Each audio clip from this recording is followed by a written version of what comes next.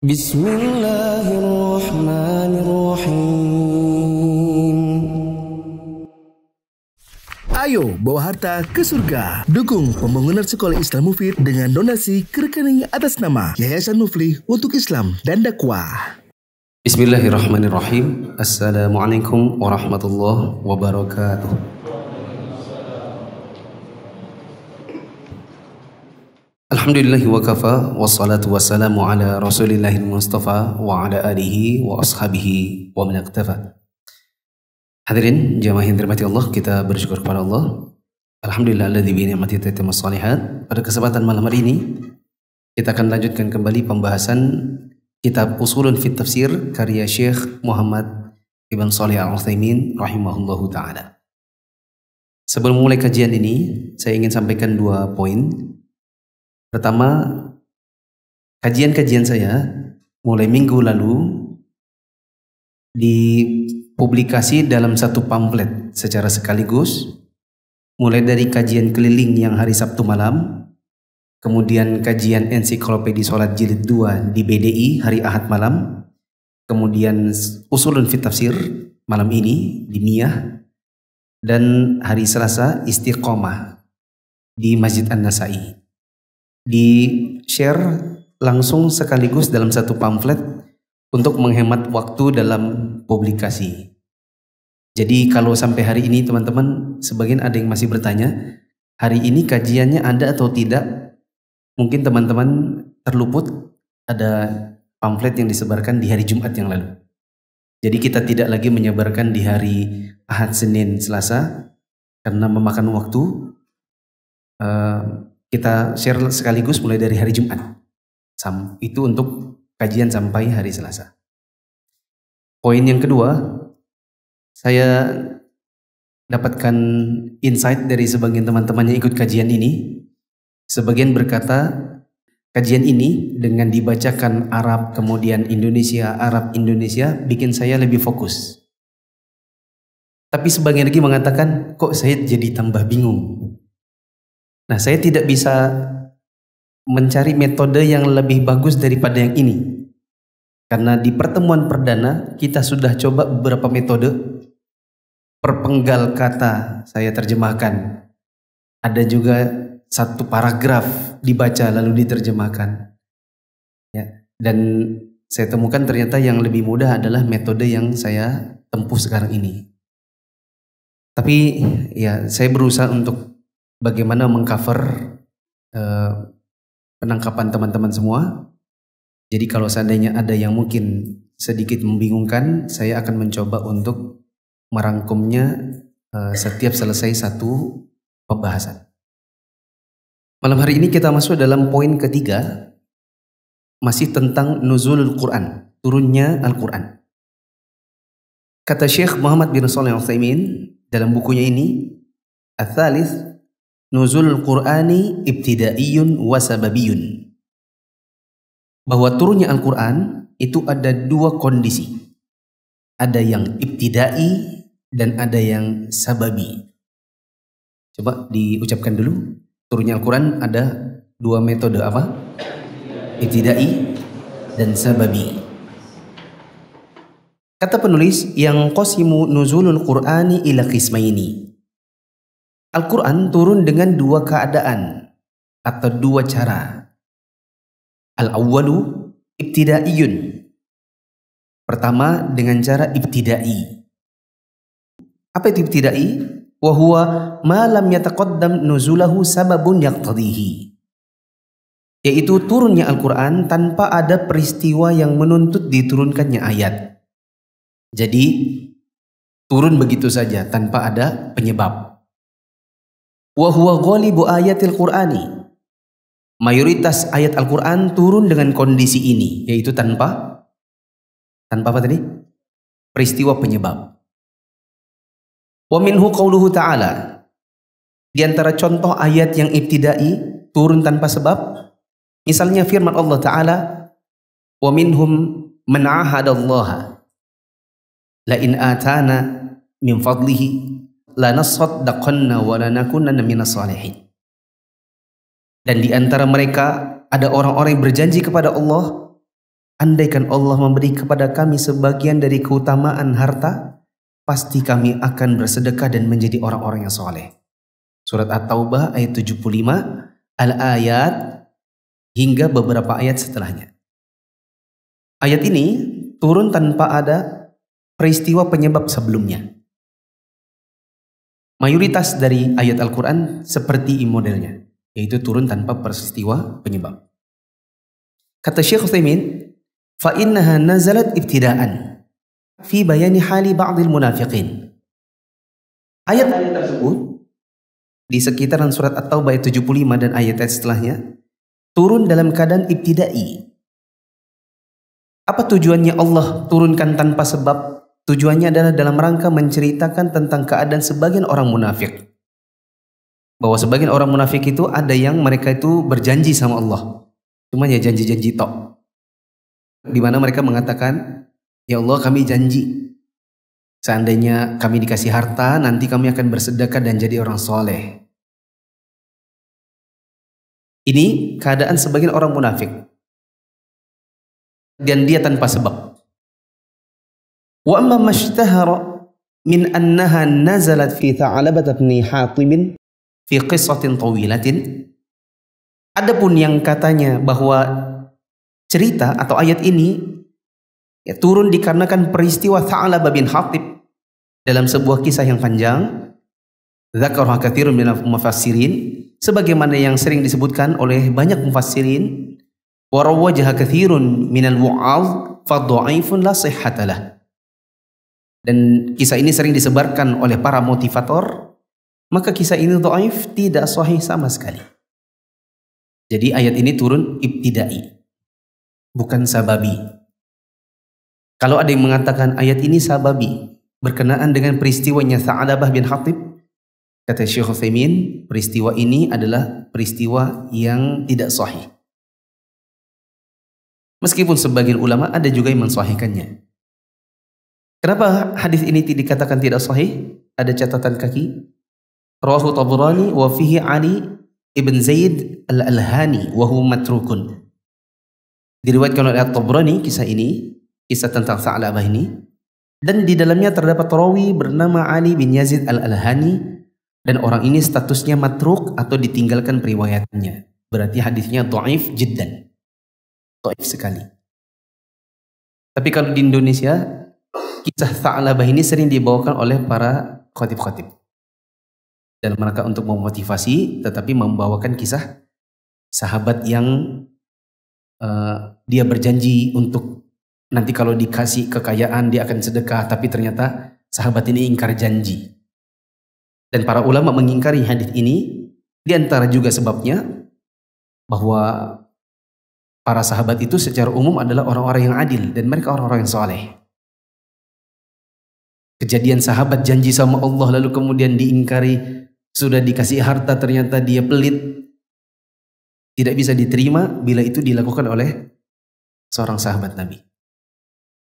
Berarti model ayat yang pertama adalah ayat ibtidai. Apa tadi? Artinya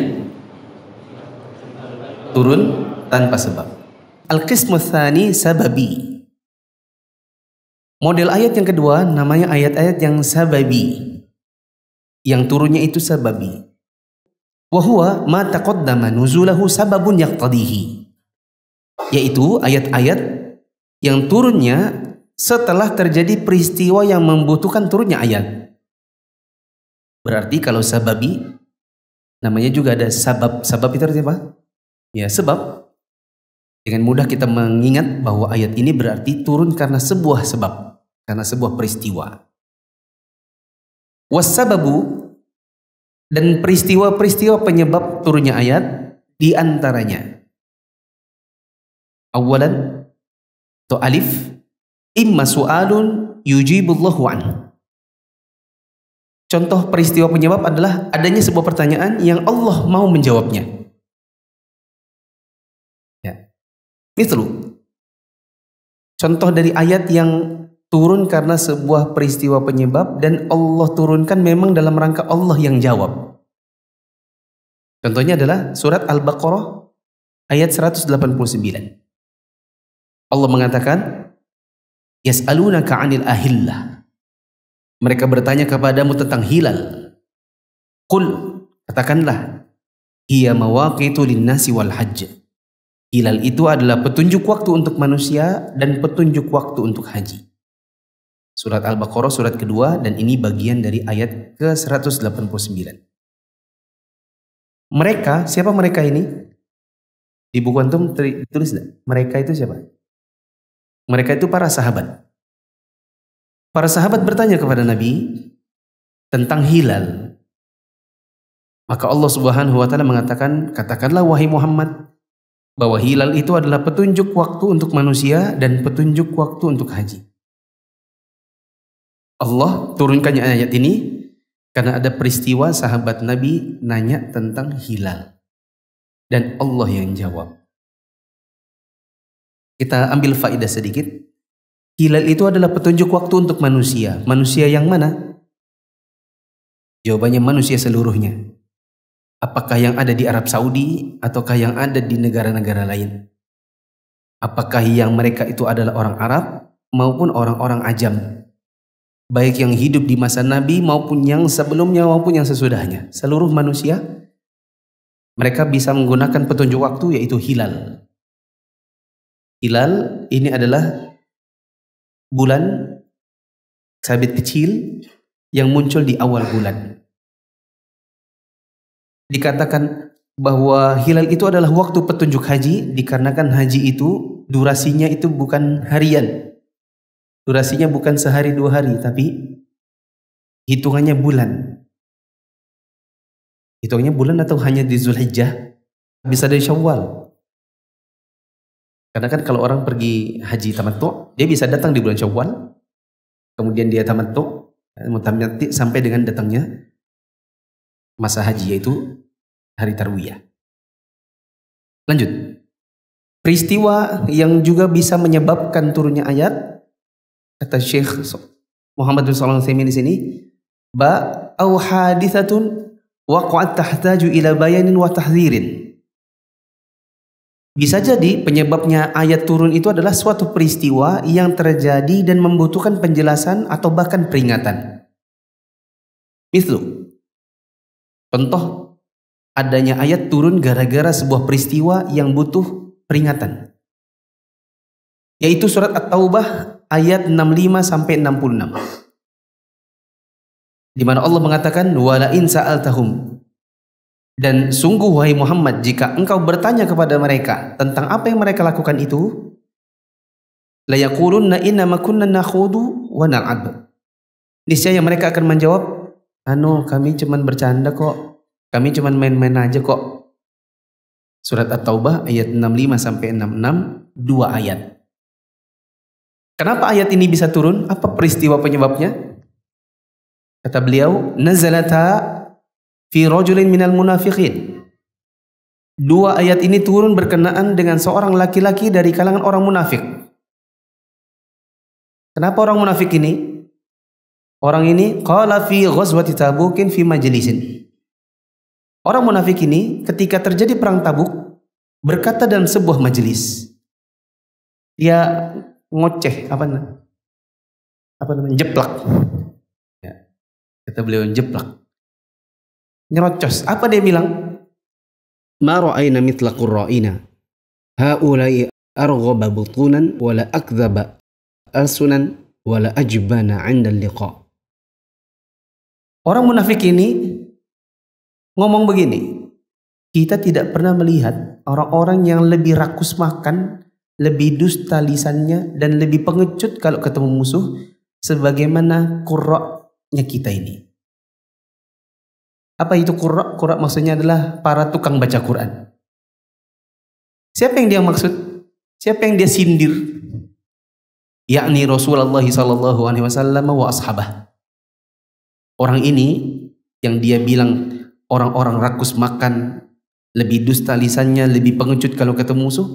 Yang orang ini maksud adalah Rasulullah SAW dan para sahabat beliau.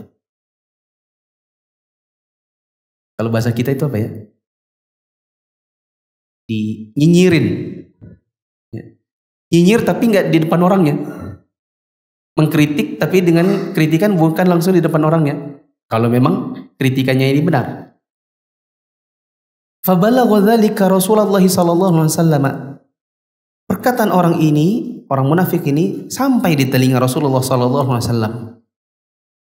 Wa nazala al-Qur'anu, hingga kemudian turun ayat tentangnya. Ayat yang mana? Yang tadi sudah di atas. Surat At-Taubah ayat 65 dan 66. Wahai Muhammad, jika kamu bertanya sama mereka, kenapa kamu mengucapkan seperti itu? Niscaya bentar lagi mereka akan bilang, maaf, kami cuma main-main dan cuma bercanda saja. Ketika turun ayat ini, faja'ar rajulu, maka orang tersebut pun akhirnya datang ke ya'tadiru ila Nabi sallallahu alaihi wasallam. Dia minta maaf kepada Nabi sallallahu alaihi wasallam. Fayujibu. Waktu orang itu minta maaf, maka Nabi sallallahu alaihi wasallam kemudian menjawab dia dengan ayat. Ayat yang merupakan rangkaian dari 65-66 ini. Allah mengatakan, "Abillahi wa ayatihi wa rasulihi kuntum tastahzi'un?" Apakah dengan Allah, dengan ayat-ayatnya dan Rasulnya kalian berolok-olok? Apakah kalian mau mengolok-olok Allah, ayat-ayatnya dan Rasulnya? Apa kelanjutannya ayat ini? La ta'tadiru faqad kafartum ba'da imanikum. Gak usah minta maaf. Sesungguhnya kalian sudah kafir sesudah beriman.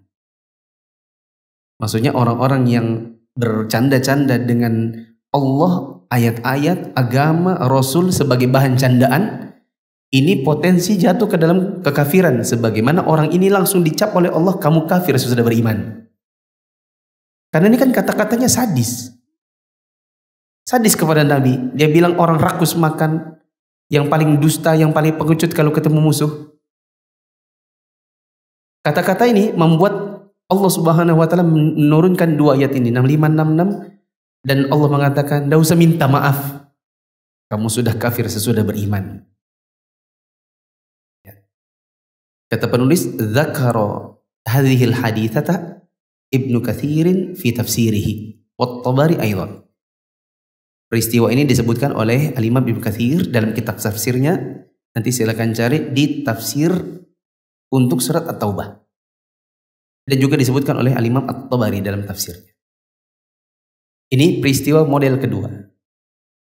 Peristiwa model ketiga, jim, kata penulis, au fi'lun waqi'un yahtaju ila ma'rifati hukmihi. Bisa jadi ayat itu turun karena suatu perbuatan yang terjadi dan membutuhkan pengetahuan tentang hukumnya. Mislu, contoh firman Allah Ta'ala, qad sami'a Allahu qawlan lati tujadiluka fi zawjiha. Sungguh Allah telah mendengar perkataan perempuan yang mendebatmu tentang suaminya. Perempuan ini siapa namanya? Di situ tidak ada tulisannya kayaknya. Siapa nama perempuan ini? Ada yang tahu? Siapa? Khawlah binti Tha'labah. Khawlah binti Tha'labah. Perempuan ini kenapa dia? Perempuan ini dizihar oleh suaminya. Suaminya bilang begini. Kalimat yang biasa dipakai oleh orang di zaman jahiliyah dulu. Punggungmu seperti punggung ibuku. Wa tashtaki ila Allah. Ya. Perempuan ini kan ngadu sama kamu, wahai Muhammad. Ya. Bahkan dia mendebatmu tentang suaminya. Wa tashtaki ila Allah, maka Khawlah ini pun mengadu kepada Allah. Ngadu langsung sama Tuhannya tempat mengadunya tadi. Langsung kepada siapa? Kepada Allah. Wallahu yasma'u tahawurakuma. Innallaha sami'un basir. Dan Allah mendengar percakapan kalian berdua. Sungguh Allah Maha mendengar lagi Maha melihat. Surat Al-Mujadilah ayat 1 sampai 5. Ini contoh ada ayat turun karena sebuah perbuatan atau suatu peristiwa yang butuh pengetahuan tentang hukumnya. Allah turunkan surat Al-Mujadilah mulai dari ayat 1 sampai 4. Nanti di situ kita bisa tahu apa hukumnya kalau ada orang menzihar istrinya. Jadi Allah turunkan ayat ini supaya kita tahu hukum. Berarti bisa disimpulkan bahwa ayat model yang kedua namanya ayat sababi, yaitu ayat yang turunnya karena sebuah peristiwa latar belakang. Coba diulang, ada berapa model latar belakang tadi? Ada 3. Ada berapa sih? Diulang. Ada berapa model peristiwa latar belakang? Ada 3. 1, bisa jadi sebuah pertanyaan yang kemudian Allah menjawabnya. Yang kedua, bisa jadi sebuah peristiwa yang Allah ingin memberikan penjelasan atau bahkan mengingatkannya. Yang ketiga, bisa jadi sebuah perbuatan yang butuh diketahui hukum. Semoga bisa dipahami. Selanjutnya, fawaidu ma'rifati asbabin nuzul. Berikut ini adalah faidah kita tahu kenapa ayat itu turun. Ini teman-teman butuh kosakata yang penting. Supaya kita kita ngaji, kita belajar ilmu agama. Kalau kita punya kosakata syar'i, terus kita ngobrol sama teman yang mau kita dakwahi, kita agak di atas dikit lah. Gitu ya. Maksudnya bukan biar kelihatan mentereng, bukan kelihatan pintar. Tapi kadang-kadang kalau kita mau dakwahi tapi dia juga kadang merasa lebih pintar, susah mendakwahi orang yang merasa di atas kita. Susah untuk mengajari orang kalau dia merasa, saya nggak usah berenang, wong saya ikan. Iya kan? Ngapain ngajarin saya ikan? Ngapain saya ngajarin berenang? Nah, kita tahu kosakata ini bukan untuk seperti orang pintar sendiri, tapi untuk keilmiahan. Jadi kalau suatu saat kita butuh untuk bicara agama tentang seseorang, atau kita ingin mengajak dia ikut kajian, jadi dia melihat begitu, oh si fulan ini kayaknya dia memang sering ikut kajian, jadi itu tahu kosakata syar'i gitu. Tadi disebut apa? Ibtidai.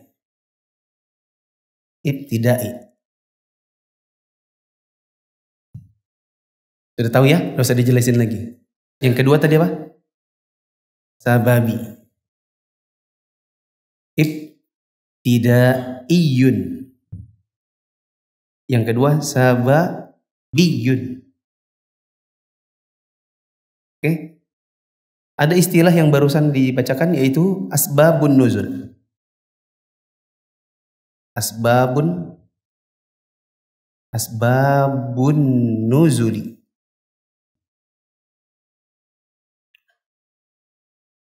Sebab turunnya ayat. Atau sebab-sebab turunnya ayat. Begini ya. Misalnya kita sedang ngobrol sama teman yang hobi banget nonton tuh pemuda-pemuda tersesat. Tuh kan? Siapa namanya itu? Siapa namanya? Satunya lagi itu.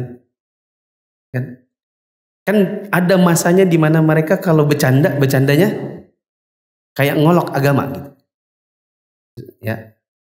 Saya pernah lihat, cukup dikit aja kayak apa ya? Kayak babi sama kurma gitu baru mau dijus bareng atau dimasak bareng atau bagaimana gitulah. Gitulah ya. Misalnya kita mau jelaskan, hati-hati loh nonton-nonton gitu. Orang-orang yang kalau bercanda itu kadang kebablasan. Karena mereka itu dalam agama itu tidak begitu gimana ya. Itulah ya maksudnya. Emangnya kenapa sih? Ya hati-hati, bercanda-bercanda tentang agama itu bisa bikin kita kafir. Wih, berarti orang kafir dong? Saya nggak bilang gitu. Tapi bercanda dan menjadikan agama sebagai bahan itu bisa membuat orang kafir. Oh, kok bisa begitu? Terus kita bilang, nih ada ayat. Ayatnya itu surat At-Taubah ayat 65-66. Ya, Allah mengatakan abillahi wa ayatihi wa rasulihi kuntum tastazi'un. Kalau hafal ya. La ta'tadiru faqad kafartum ba'da imanikum. Itu sababun nuzulnya. Wih, kalau ngomong kayak gitu gimana temannya? Gimana? Wih gitu ya. Nah, bukan maksudnya kita biar kayak wih-wihan, tapi menjelaskan kepada orang yang orang itu mungkin pada dasarnya mengingkari lebih dulu. Kalau kita menguasai ada istilah-istilah yang kita pakai, maka itu akan membuat pembicaraan lebih ilmiah. Asbabun nuzul ini jamak. Kalau tunggalnya apa? Sababun nuzul. Sababun nuzul. Asbab ini berarti sebab-sebab. Ayat ini sebabnya apa, ayat ini sebabnya apa, ayat ini sebabnya apa. Jadi sebab itu banyak, nah kita bilang asbabun nuzul. Tapi kalau nanti antum bercerita tentang ayat itu saja, ayat 65, 66 surat At-Taubah, antum jangan bilang asbabun nuzul, tapi bilang sababun nuzul. Karena kan satu aja, tunggal. Oke? Kembali ke sini. Fawaidu ma'rifati asbabin nuzul. Faidah untuk mengetahui sebab turunnya ayat Al-Quran. Apa manfaatnya? Secara general, kita bisa bayangkan dari percakapan tadi. Kita mau dakwahi orang agar dia unsubscribe, unfollow semua akun-akun yang isinya adalah konten-konten lucu-lucu tapi bawa-bawa agama. Kita maunya begitu. Kita tahu sababun nuzulnya, kita tahu ayatnya, kita dakwahi orang paham. Dari sini saja sudah bisa diketahui bahwa kalau kita tahu kenapa turun ayat, itu akan membuat istidlalnya kita dalam suatu hukum akan lebih kuat. Orang yang kita ajak bicara insya Allah akan lebih paham. Lepas dari dia mau ikut atau enggak, lepas dari dia mau jalankan atau tidak, itu urusan belakangan. Yang penting pembicaraan kita itu ilmiah. Enggak ngarang gitu. Kata penulis, ma'rifatu asbabin nuzuli muhimmatun jiddan. Mengetahui sebab turunnya ayat merupakan perkara yang sangat penting. Li'annaha tuaddi ala fawaida katsiratin minha. Dikarenakan dengan mengetahui sebab turunnya ayat akan tercapai banyak faedah. Di antaranya, awalan, bayanu anna al-Qur'ana nazala minallahi ta'ala. Faedah yang pertama adalah menjadi jelas bahwa Al-Quran itu benar-benar turun dari Allah Ta'ala. Bukan karangannya Muhammad. Kalau kita tahu sebab turunnya ayat, akan menjadi tambah yakin di sisi kita bahwasanya Al-Quran itu benar-benar turun dari Allah, bukan karangan Muhammad. Saya gambarkan dulu. Ada kalanya Nabi SAW ketika ditanya tentang sesuatu, tapi dikarenakan beliau tidak tahu tentang sesuatu itu bagaimana yang benar, maka beliau pun diam. Saat beliau diam, kemudian beliau mulai berkeringat, ada rasa berat, tidak lama turun ayat. Dan para sahabat melihat. Coba kita bayangkan kalau kita jadi sahabat Nabi gitu. Terus kita nanya, ya Rasulullah, gimana kalau gini. Rasulullah belum tahu. Kemudian beliau diam, bukan mikir, lalu berkeringat, dan seperti ada yang turun pada beliau. Lalu kemudian beliau mengucapkan apa wahyunya? Menunjukkan bahwa Al-Quran ini bukan karangan. Ya. Kalau ustadz ditanyai begitu gimana? Ustadz, apa hukumnya ini dan itu? Kalau dia bilang gini, tunggu ya. Terus berkeringat gitu. Itu bukan wahyu, dia memang malu. Dia belum tahu, tapi keringatan, nervous. Dan kalau dia karang kan kelihatan. Ustadz itu kalau ngarang jawaban itu kelihatan. Ustadz, apa hukumnya talak 3 sekaligus? Kamu kutalak langsung 3. Itu sah jadi talak 3 apa 1 aja? Ustadznya ngarang, padahal nggak pernah dengar dari masyayikh, nggak pernah dengar dari ulama. Itu kelihatan dari mukanya. Dari matanya kelihatan ngarangnya. Karena kalau dia pernah dengar, dia akan berkata, yang saya pernah dengar, waktu itu saya dengarnya dari kajian Syekh Fulan. Waktu itu pembahasan ini, beliau mengatakan gitu. Tapi kalau dia ngarang, itu yang benar talak 1 aja. Kenapa bisa? Ya Pokoknya satu lah, gitu kan? Kan kelihatan apa? Mikir sendiri gitu. Lanjut. Kalau kita tahu tentang turunnya ayat, akan menjadi jelas bahwa Al-Quran itu turun dari Allah Ta'ala. Wadzalika, yang demikian itu, lihat Nabi SAW yus'alu 'ani syai'i fayatawaqqafu 'anil jawabi ahyanan hatta yanzila 'alaihi al-wahyu. Ini dikarenakan Nabi SAW kadang beliau ditanya tentang sesuatu. Ketika beliau ditanya gimana? Fayatawaqqafu 'anil jawab. Kadang beliau itu diam. Beliau tidak menjawab. Hatta yanzila 'alaihi wahyu. Sampai turunnya wahyu. Baru beliau bisa jawab.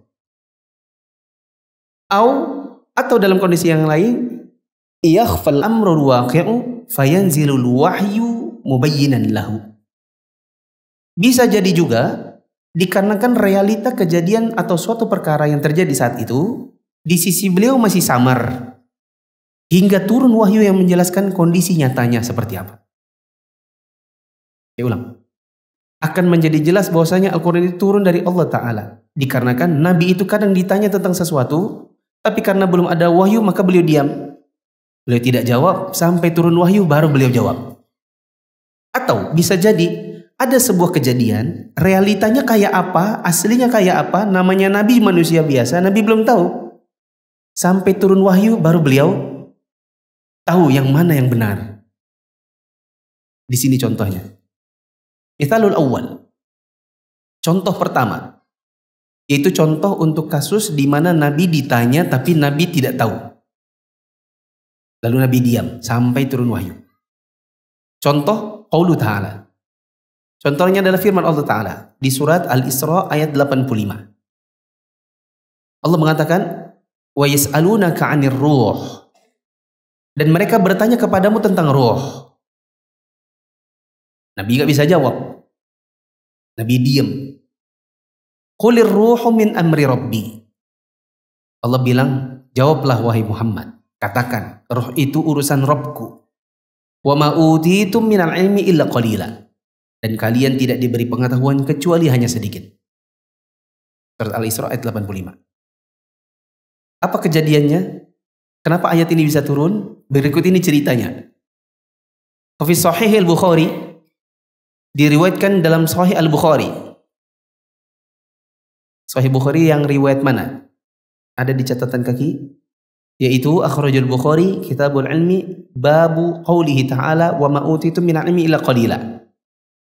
Diriwayatkan oleh Bukhari dalam Kitabul Ilm bab qaulihi ta'ala wa ma utitum minal ilmi illa qalila. Kalian tidak diberi pengetahuan kecuali sedikit. Hadis ini nomor 125. Diriwayatkan oleh Imam Muslim dalam kitab Sifatil Munafiqina wa Ahkamihim. Sifati orang munafik dan hukum-hukum terkait mereka. Bab su'alu Yahudin Nabiya sallallahu alaihi wasallam 'anil ruhi wa qauluhu wa yas'alunaka 'anir ruh. Al-ayah. Ini diriwayatkan oleh Imam Muslim dalam bab Su'alil Yahud an-Nabiyya sallallahu alaihi wasallam. Pertanyaan seorang Yahudi kepada Nabi sallallahu alaihi wasallam. Hadis nomor 2794. Di dalam Sahih Bukhari, di riwayat yang barusan saja kita baca, An Abdullah bin Mas'ud radhiyallahu anhu. Diriwayatkan dari Abdullah bin Mas'ud radhiyallahu anhu. Anna rajulan minal Yahudi qala, bahwa ada seorang laki-laki Yahudi bertanya kepada Nabi SAW, di mana dia berkata, Ya Abul Qasim, marruh. Wahai Abu Qasim. Siapa Abu Qasim? Nabi Muhammad SAW. Wahai Abu Qasim, apa itu ruh? Fasakat. Maka Nabi pun hanya diam. Beliau tidak bisa jawab. Wa fi lafdhin, dalam riwayat yang lain disebutkan, fa'amsakan Nabi sallallahu alaihi wasallam falam yarudda alaihim syai'an. Nabi sallallahu alaihi wasallam menahan diri dan beliau tidak bisa jawab apapun. Fa'alimtu, maka aku pun akhirnya mengetahui. Siapa aku di sini? Abdullah bin Mas'ud. Abdullah bin Mas'ud berkata, aku pun akhirnya mengetahui annahu yuha ilaihi, bahwa ketika itu wahyu sedang diturunkan kepada Nabi.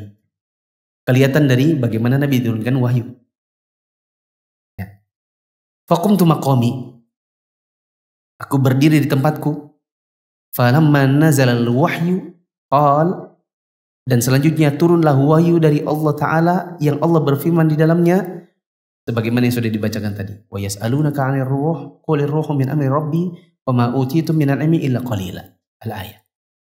Maka turunlah ayat, mereka bertanya kepadamu wahai Muhammad tentang ruh, katakanlah ruh itu termasuk urusan Rabbku dan kalian tidak diberi pengetahuan kecuali sedikit. Surat Al-Isra ayat 85. Ini contoh kasus pertama di mana Nabi ditanya tapi beliau tidak bisa jawab. Lalu turun ayat, turun wahyu untuk Allah suruh Muhammad menjawab. Contoh kasus kedua, mithalu tsani qauluhu ta'ala. Untuk kasus kedua, bagaimana kasus kedua? Kasus kedua adalah yang Nabi itu tidak tahu realita kayak apa, karena memang Nabi manusia biasa, lalu turun ayat dan akhirnya Nabi tahu yang benarnya seperti apa. Berikut contohnya. Firman Allah Ta'ala di surat Al-Munafiqun ayat 8. Surat ke-63 ayat 8. Yaquluna la irraja'na ila al-madinati la yukhrijanna al-a'azzu minha al-adhall. Firman Allah Ta'ala, mereka orang-orang munafik ada yang mengatakan sesungguhnya nanti kalau kita kembali ke Madinah, benar-benar orang yang kuat akan mengeluarkan orang yang hina. Maksudnya orang munafik ini, nanti kita ini kuat, kita usir orang-orang yang hina itu. Maksudnya siapa? Nabi dan para sahabatnya. Ceritanya menarik ini. Fafih Sahih Al-Bukhari, disebutkan dalam Sahih Bukhari. Riwayatnya tidak usah kita baca, ada di catatan kaki. Anna Zaid bin Arqam radhiyallahu anhu sami'a Abdullah bin Ubay ra'sal munafiqina yaqulu dzalik. Kisahnya adalah di dalam Sahih Bukhari diceritakan bahwa Zaid bin Arqam radhiyallahu anhu mendengar jeplaknya lagi itu. Kalau tadi kan ngomongnya apa? Orang munafik yang tadi. Kita nggak pernah lihat orang-orang yang lebih rakus, lebih penakut, yang lebih pembohong ketimbang Muhammad dan sahabat-sahabatnya, gitu kan? Nah ini orang yang lain lagi. Namanya Abdullah bin Ubay bin Salul. Ini gembongnya orang-orang munafik. Zaid bin Arqam mendengar si Abdullah bin Ubay ini mengucapkan kata-kata yang ada di dalam ayat. Apa kata-katanya tadi? Sesungguhnya kalau kita nanti balik ke Madinah, orang yang kuat akan mengusir yang lemah, yang hina. Siapa maksudnya? Kita akan usir siapa? Muhammad dan kawan-kawannya.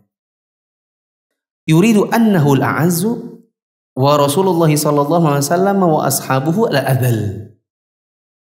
Maksudnya si Abdullah bin Ubay bin Salul ini bahwa mereka lah dirinya dan kroni-kroninya dari kalangan para munafik, mereka lah yang kuat. Sedangkan Rasulullah sallallahu alaihi wasallam dan para sahabatnya yang dia maksud sebagai yang hina. Ya, coba gini misalnya. Kita udah bikin masjid nih. Ya kan? Udah bertahun-tahun sunnah misalnya. Tiba-tiba ada yang masuk ke komplek. Nyewa. Habis itu ngajak temannya nyewa. Jadi 3 kakak di sini. Kemudian 3 kakak ini ngobrol. Nanti kita rebut aja DKM-nya.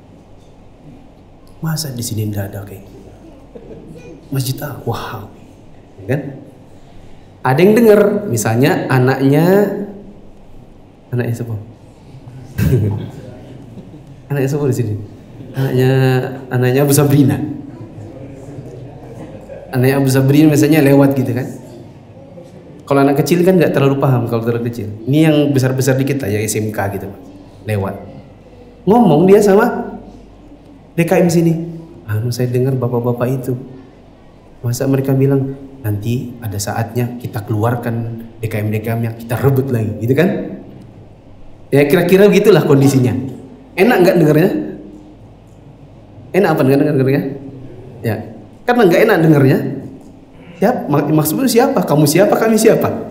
Siapa yang kamu sedang kuat dan hina itu? Maka Nabi pengen tahu, ya kan? Zaid bin Arqam ini pas dengar begitu, maka dia beritahukan pamannya. Fa akhbara Zaidun ammahu bidzalik. Maka Zaid pun akhirnya memberitahukan kepada pamannya. Fa akhbara bihin Nabiyya sallallahu alaihi wasallam.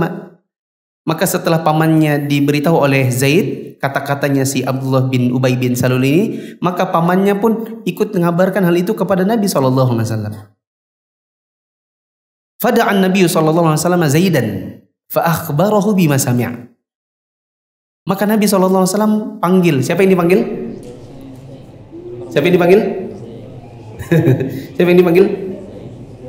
Yang dipanggil adalah Zaid dulu. Nabi panggil si Zaid. Zaid, saya dengar dari pamanmu kamu bilang begini. Nabi nggak langsung cross check ke siapa namanya? Abdul bin Ubay. Nabi panggil Zaid dulu. Saya dengar dari pamanmu kamu bilang bahwa kamu mendengar si Abdullah bin Ubay mengatakan begini. Ya.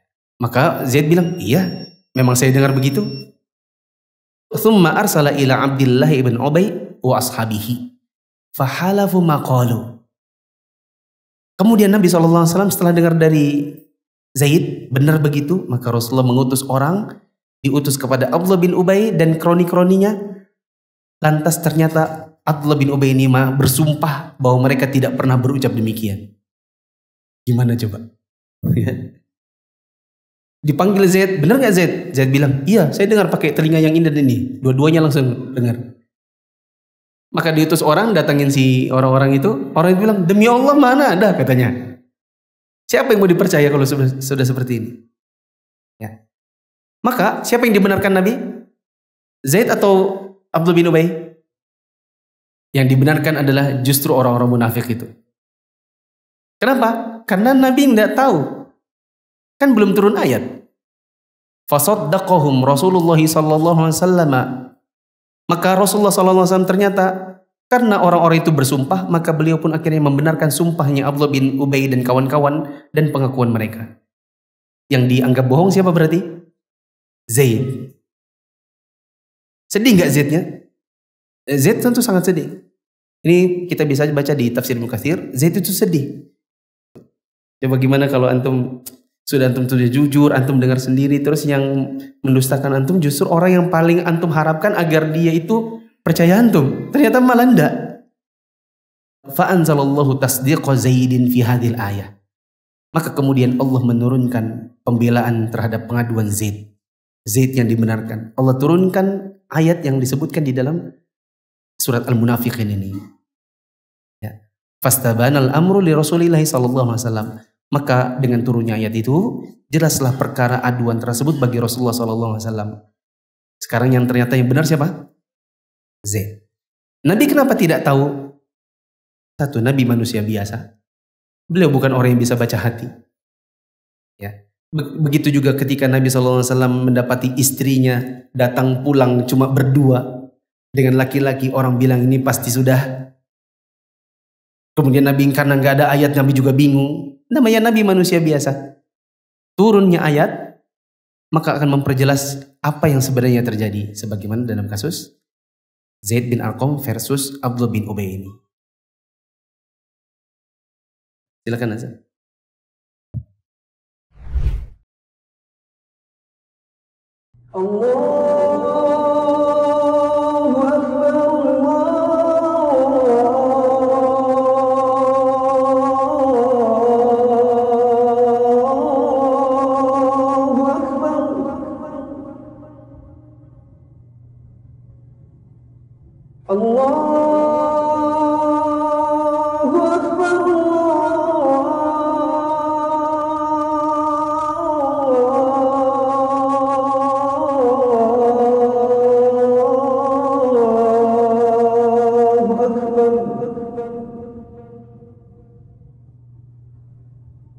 Asyhadu an la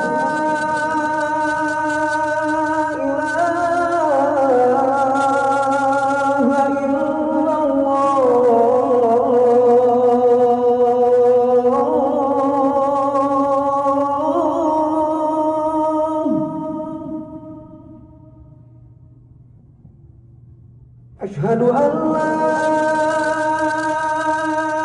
ilaha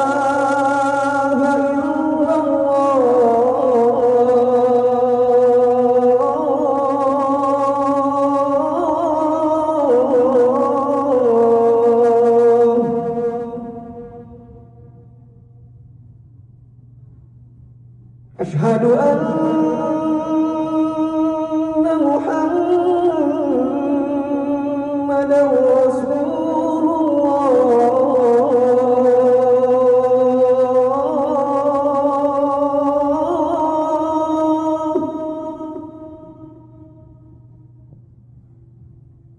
أشهد أن محمدا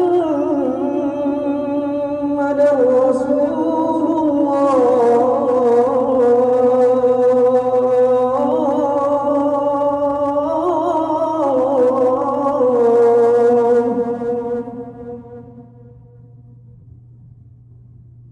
حي على الصلاة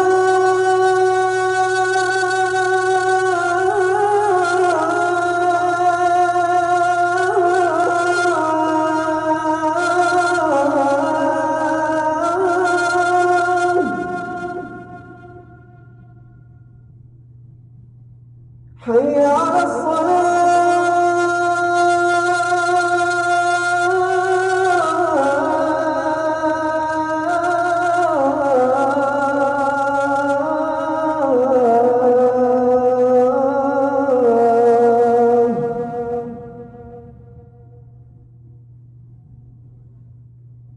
حي على الفلاح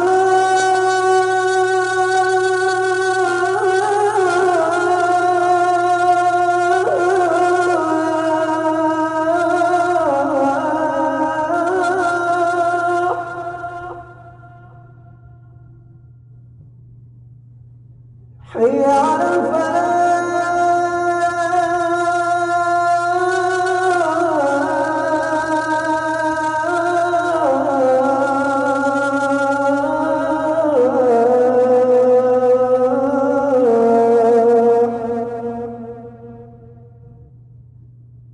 الله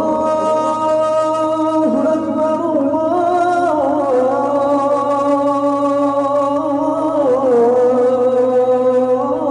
الله أكبر لا إله إلا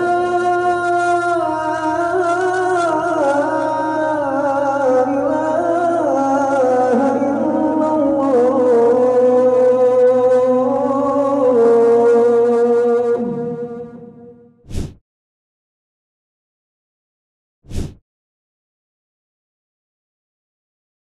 Teman-teman bisa lihat di papan tulis sebagai kesimpulan.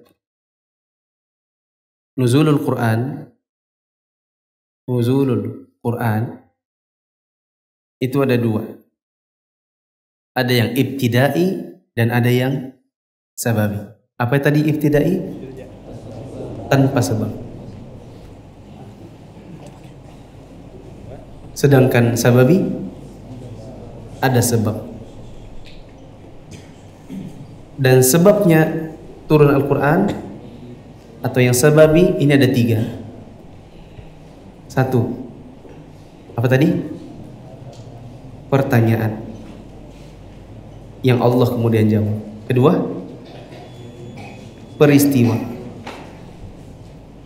yang butuh penjelasan atau butuh untuk diperingatkan. Peringatan. Dan model yang ketiga adalah perbuatan yang butuh untuk tahu hukum. Contoh pertanyaan tadi di ayat yas'alunaka 'anil ahillah. Ya, mereka para sahabat tanya kepadamu tentang hilal. Contoh peristiwa yang butuh peringatan ini atau penjelasan adalah orang munafik. Dia ngomong menghina kepada Nabi SAW. Dibilangin apa tadi? Rakus, pembohong, pengecut. Sedangkan perbuatan yang hukum, ini contohnya adalah kisah Khawlah. Khawlah siapa tadi? Binti Ta'labah. Yang dia dizihar oleh siapa? Oleh suami. Dia ngadu kepada Nabi Nabi bilang, ya sudah terima aja. Ya nggak bisa gitu, saya juga sama. Akhirnya kan nggak dapat solusi. Apa yang dilakukan? Ngadu sama Allah. Kalau kita cari lagi, misalnya ketika Nabi sedang mendakwahi orang-orang kafir, kemudian turun sahabat yang buta. Siapa nama sahabat yang buta? Abdullah bin Maktum. Lalu turun Abasa. Ya kan? Termasuk ayat turun gara-gara sebuah peristiwa. Ketika Abdullah bin Maktum ingin bertanya sesuatu tentang masalah agama, Nabi mukanya masam. Kenapa Nabi mukanya masam? Karena Nabi sedang berdakwah untuk orang-orang penting. Harapannya Nabi ini kalau orang-orang penting ini masuk Islam, maka nanti yang ikut dia banyak. Kamu kan sudah Islam, ntar deh, tunggu dulu, gitu maksudnya. Maka turun surat Abasa yang menegur Nabi. Nabi dibilangin Allah, ada orang mukanya masam. Ya, ketika didatangi orang buta, Abasa wa tawalla an ja'ahul a'ma, dan seterusnya. Untuk faedah, kenapa kita perlu mengetahui asbabun nuzul, ini baru dapat satu. Insya Allah kita akan lanjutkan di Senin yang akan datang. Demikian, subhanakallahumma wa bihamdika, asyhadu an la ilaha illa anta, astaghfiruka wa atubu ilaik. Assalamualaikum warahmatullahi wabarakatuh.